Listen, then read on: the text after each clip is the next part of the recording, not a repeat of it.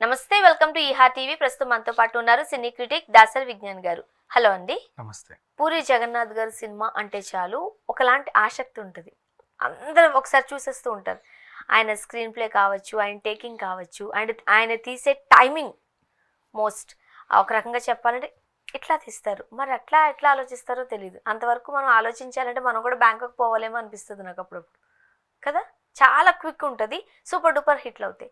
But ఈ మధ్య కాలంలో కొన్ని ఫ్లాప్స్ వచ్చిన తర్వాత ఇక పూరి జగన్నాథ్ గారు సినిమాలకు ఇప్పట్లో మళ్ళీ రాలేదేమో, గుడ్ బై ఏమో, ఇలా రకరకాలు అనుకున్నారు. కానీ ఒక మంచి సినిమాతో మళ్ళీ పలకరించబోతున్నారు అంటూ వార్త. నిజమేనా? పూరి గారి దగ్గర 4 కథలు సిద్ధంగా ఉన్నాయి. ముందు ఏదొస్తుందో తెలియదని కోన వెంకట్ గారు ఒక సందర్భంలో మాట్లాడితే అందరి కళ్ళు ఇటు పడ్డాయి అంతే. సరే, ఫస్ట్ చిరంజీవి గారితో తీస్తారేమో పూరి. ఆల్రెడీ ఆటో జానీ ఆగిపోయింది. మళ్ళీ ఆయనకి కథ చెప్పి కన్విన్స్ చేసే అంటే ఉందో లేదో తెలియదు. ఒకవేళ కథ చెప్పి కన్విన్స్ చేసినా ఆయన దగ్గర డేట్లు లేవు. సో సరే, మినహాయింపు. బాలయ్య గారి దగ్గరికి వెళ్దాం. పూరి బాలయ్య కాంబినేషన్ పక్కన పెడితే బాలయ్య దగ్గర ఎప్పుడు ఓపెన్ గేట్స్ ఉంటాయి పూరికి. ట్రంప్ కార్డ్ అది. కానీ ఆ ట్రంప్ కార్డ్ ఇప్పుడు డైరెక్ట్గా వాడాలి అంటే ముందు మనం ఏదో చేయాలి. ఎందుకంటే బాలయ్య ఆల్రెడీ ఒక మంచి ఫామ్లో ఉన్నాడు. మనం వెళ్ళి డిస్టర్బ్ చేయొద్దు. పూరి అలా ఆలోచించే డైరెక్టరే, మంచాడు. సో దాని సంగతి పక్కన పెడదాం. ఇది ఎట్లా ఓపెన్ గేట్స్ కాబట్టి. నాగార్జున పూరి కాంబినేషన్లో గతంలో చాలా సినిమాలు వచ్చాయి, పెద్ద పెద్ద హిట్లు. శివమణి సూపరు. శివమణి వాళ్ళిద్దరు కాంబినేషనే కదా. శివమణి ఫోన్ నెంబర్ 9848022238 ఏదో నెంబర్, అది బాగా హిట్. సో ఇప్పుడు ఎవరు వాడుతున్నారు దాన్ని? ఆ టైంలో మీకు ఐడియా ఉందా? ఆ నెంబర్కి డైరెక్ట్గా కాల్స్ చేసేవారంట, కంప్లైంట్ కూడా ఇచ్చారు అప్పట్లో ఆయన. మరి అలా డైరెక్ట్ నెంబర్స్ ఇస్తే ఫోన్స్ రావా? దానికి కంప్లైంట్ ఇవ్వడం. మరి ఆ నెంబర్ ఇప్పుడు ఏ నెంబర్ పెట్టినా ఏదో ఒకటి ఉంటుంది, టైటిల్ కోసం ఆ నెంబర్ కావాలి. అప్పుడు 9 నెంబర్సే చెప్పాలి. 9 నెంబర్సే చెప్పి ఊరుకోవాలి. సినిమాయే కదా. అలా డైరెక్ట్ 10 నెంబర్స్ ఇస్తే అంతే మరి ప్రాబ్లం. సో అదొక సినిమా పెద్ద హిట్. ఇంకా సూపర్ గురించి ఎంత చెప్పినా తక్కువే. ఇట్లా నాగార్జున కాంబినేషన్ బాగానే ఉంటుంది. ఈయన అడిగితే ఆయన డేట్స్ ఇస్తాడు. ఆర్జీవి అడిగినా కూడా ఎంత బిజీగా ఉన్నా ఆఫీసర్ సినిమాకి ఇవ్వాల. ఆ సినిమా ఫ్లాప్ తర్వాత సంగతి, బట్ అడిగితే ఆయన ఇస్తాడు. చూద్దాం అనుకున్నాడో ఏమో. వెంకటేష్ పూరి కాంబినేషన్ అనుకుంటారు కానీ అది ఎప్పటి నుంచో సెట్ అవ్వట్లే. ఎందుకో వీళ్ళిద్దరికి అవ్వట్లా, సెట్ అవ్వట్లా. సరే, అది పోదాం. ఇంకెవరు? ఎన్టీఆర్లు, మహేష్ బాబు లాంటి వాళ్ళ దగ్గరికి ఇప్పుడు వెళ్ళే ఛాన్స్ లేదు. పోనీ చిన్న హీరోలతో చేద్దామంటే మళ్ళీ పూరి కొత్త వాళ్ళతో చేస్తున్నాడు అని చెప్పి ఏదో అంటారు. ఏం చేద్దాం? కానీ 4 కథలు ఉన్నాయి, అద్భుతమైన కథలు. వేటికవే సాటి అని కోన వెంకట్ చెప్పాడు. మంచి మంచి స్టోరీస్ ఉన్నాయని.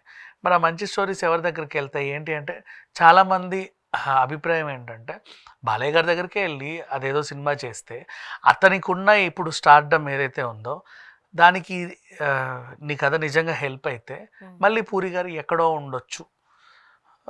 అంటే ఇప్పుడు లైగర్ ఫ్లాప్, ఇస్మార్ట్తో డబ్బులు వచ్చినా ఇస్మార్ట్ 2 మళ్ళీ ఉన్నాయని పోగొట్టింది. కానీ బాగానే ఉంటుంది. It's okay. ఒక రేంజ్ లో మనం ఒక సినిమా చూసిన తర్వాత దాని సీక్వెల్ వస్తే మన ఎక్స్పెక్టేషన్స్ ఇంకా హై లెవెల్కి వెళ్ళిపోతాయి.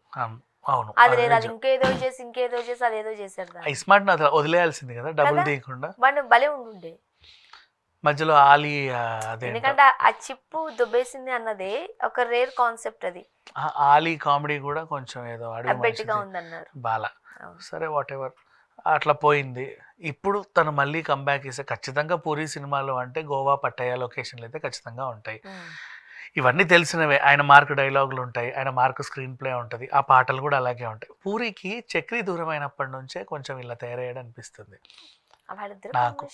చక్రి అసలు ఆ పాటలతో సినిమాని 90% పైకి తీసుకెళ్తాడు. ఇంకా చూసిన వాళ్ళు భలే ఉంది అని బయటకు వచ్చేస్తారు. నిజంగా చక్రి లేని లోటు కూడా పూరి సినిమాలో కొట్టొచ్చినట్టు కనబడుతుంది. మంచి కాంబినేషన్ చెప్పాలంటే. అప్పట్లో ఎన్ని సాంగ్స్, ఆ దేశముద్రు పాటలు అయితే చాలా బాగుంటాయి.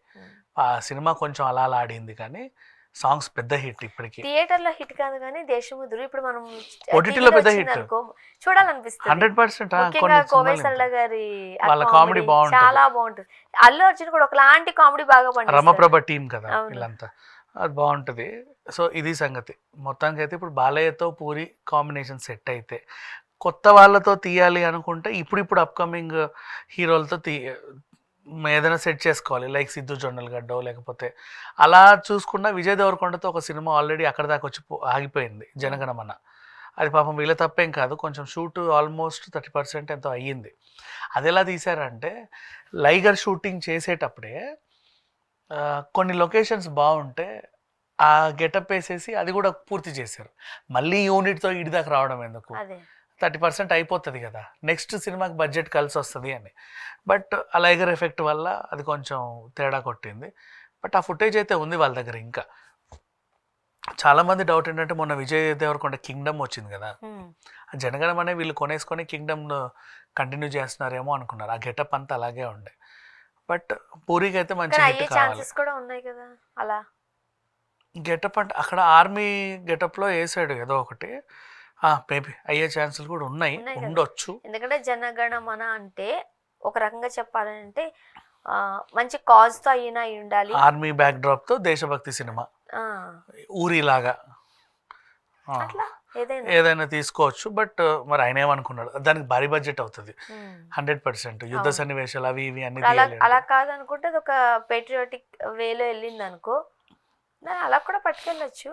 బట్ సింపుల్గా బాలయ్యతో ఆయన పైసా వసూలు లాంటి ఒక సినిమా తీస్తే నిజంగా పైసా వసూలు వస్తాయి అనేది అందరి అభిప్రాయం. అవును, కానీ ఇప్పట్లో బాలయ్య గారితో ఎట్లా అవుతుంది సినిమా? బాలయ్యతో అవుతుంది, బాలయ్య సినిమాలు గబగబా చేసేస్తాడు. నువ్వు ఏ డైరెక్టర్ కానీ నువ్వు వెంటనే 3 షెడ్యూల్స్ 4 షెడ్యూల్స్ అండ్ సినిమా అయిపోతాయి. ఆ షెడ్యూల్స్ కూడా విత్ ఇన్ మంత్స్లోనే చేసేస్తారు, గబగబా అయిపోతాయి. లొకేషన్లో వాళ్ళు చాలా డిసిప్లిన్డ్గా ఉంటారు, ఆడుతూ పాడుతూ చేయరు బాలయ్య ఉంటే, లైక్ మన మోహన్ బాబు లొకేషన్స్ లాగా అట్లా ఉంటుంది. కాబట్టి తొందరగా అయిపోతుంది, శరవేగంగా షూటింగ్ అయిపోతుంది. కానీ ప్రస్తుతానికి పూరి జగన్నాథ్ గారు ఫామ్ లో లేరు అనడానికి కాదు, ఎక్కడ కనిపించట్లేదు ఆయన. చూసి ఎన్ని రోజులు కనిపించట్లేదు. అయింది? ఏదో వార్తల్లో కూడా లేరు. ఇంతకుముందు చార్మి గారు అది ఇది అని ఏవో 4 మాటలు ఉండేవి, ఇప్పుడు అలా కూడా లేరు పూరి గారు. అంటే ఇలాంటి ఇప్పుడు టైంలో ఎవరు ఒప్పుకుంటారు? ఇవాళ రేపు ఎలా ఉందంటే లైమ్ లైట్లో ఉండాలంటే తరచూ పార్టీలకి వాటికి వీటికి వస్తూ కనబడతా ఉండాలి మరి? ఫోటోలకి. వీళ్ళు ఏంటంటే సాధన చేస్తూ ఉంటారు, కొత్త కొత్త కథల్ని అడిదిప్పి ఇడిదిప్పి దీన్ని ఏం చేస్తే బాగుంటుంది, ఎవరుంటే బాగుంటుంది, క్లైమాక్స్ ఎలా ఉంటే బాగుంటుంది అని. ఆ కసరత్తులు కాస్త ఒక టైంలో వస్తారు, పెద్ద హిట్ కొట్టేసి వెళ్ళిపోతారు.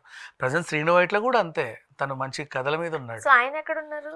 ఆయన కథల మీదే చెప్తే తప్ప ఉన్నాడు. ఒక డైరెక్టర్ ఉన్నారన్న విషయం చాలా మంది గుర్తుపెట్టుకోవట్లేదు. సో వీళ్ళు వస్తారు మధ్య మధ్యలో, ఇప్పుడు కొన్ని కథల మీద కసరత్తులు చేస్తున్నారు, మంచి కాంబినేషన్లో సెట్ అయితే సడన్గా దూసుకొస్తారు, పెద్ద హిట్ కొట్టి సైలెంట్ అయిపోతారు. కానీ ఇక్కడ ఇంకొక లెక్క కూడా ఉంది. మీరు అన్నట్టు కథల మీద కసరత్తు కన్నా కూడా ఒక ఫ్లాప్ పడింది అనుకోండి, ఒక హిట్ తర్వాత ఒక ఫ్లాప్ పడితే ఇట్స్ ఓకే అనుకుంటారు. ఇంకొక ఫ్లాప్ పడింది అనుకోండి, ఆలోచిస్తారు. ఇంకొకటి పడితే ఇంకా అయిపోయినట్టే.